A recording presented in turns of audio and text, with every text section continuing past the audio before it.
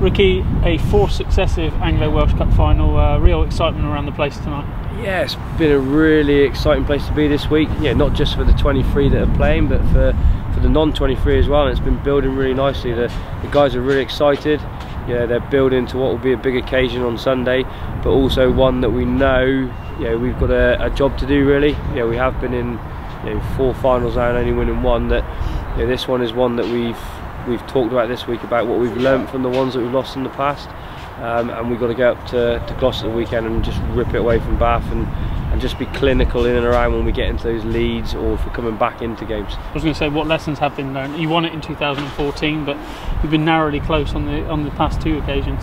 Yeah, if you look at Sunday, say taking Newcastle for example, when we were 17-7 down, I think tendencies when you feel pressure, and what we'll probably feel on Sunday, because it is a final, there's something tangible at the end of it, is that players feel that they need to make something happen, and when you feel like that, you tend to try and force things, and you go away from what we've planned and that side of it. I think that was the most pleasing thing at Sunday, is that we stuck to what we do, and we did what we do with emotion and physicality and just speed to in that second half. Is going to be the same this weekend.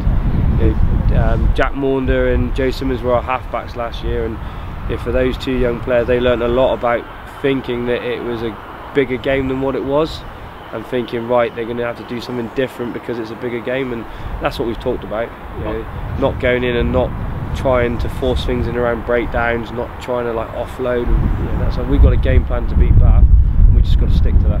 It's a derby encounter, and does that add extra spice to the whole occasion? Yeah, of course it does. I think if going up to Gloucester as well, and good West Country derby, we'll take up a really passionate supportive group of supporters, as will Bath, and then there'll be the sprinkle of those Gloucester supporters in there, hopefully being on our side, which they have done in the past in the sevens. They've backed us there, so it's going to be one hell of a day, and it's really exciting.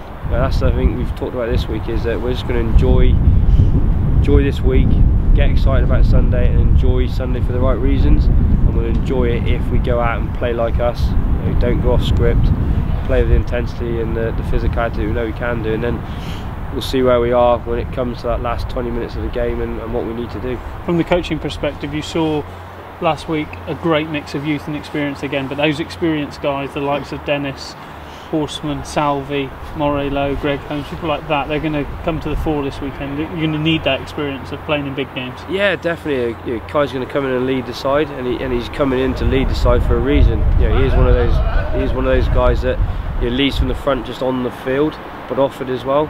And the young players and the senior guys that have a lot of respect for him, as they do Julian Salvi, the Dave Dennises of our squad. And I think we have also talked about is, we have got experience in there, but if we're going to win this game, our younger guys are going to have to step up as well. If they take a second to try and settle and look what's in front of them and not talk and be quiet, that's where we'll come unstuck. They're going to be the key to gluing everything together. The experienced guys will lead, the young guys will have to lead as well, and if we can put that together, that's a big, powerful weapon that we've got going into the game. And from your own experience, Bath at any time are a tough nut to crack. Yeah, well, everyone's talking about, and we all talk about what side they're going to put out, what side we're going to put out. What we do know is that whenever we've played Bath, we have had some humdingers of games. And it hasn't been that we're always coming out on the other end and winning. They've had some great results against us, last minute wins. And we're going to be under pressure for long periods of the game on Saturday. And the team that can deal with that pressure and come out the other end and still play their game will be the team that comes out and wins the final. And reflecting a little bit on last week again, just that second half in particular, the guys really clicked into gear. You saw a different animal almost. Yeah, if you look at our set piece, our line-out didn't function on the day, and it will be an area that we've had to focus on this week. But what it did do is it made our scrum become a real weapon, and fair credit to the front 5 and the 8 that the scrum penalties allowed us to get us our territory, to get us in position to get the penalties, to get us back into the game. It's full credit to those guys as an 8.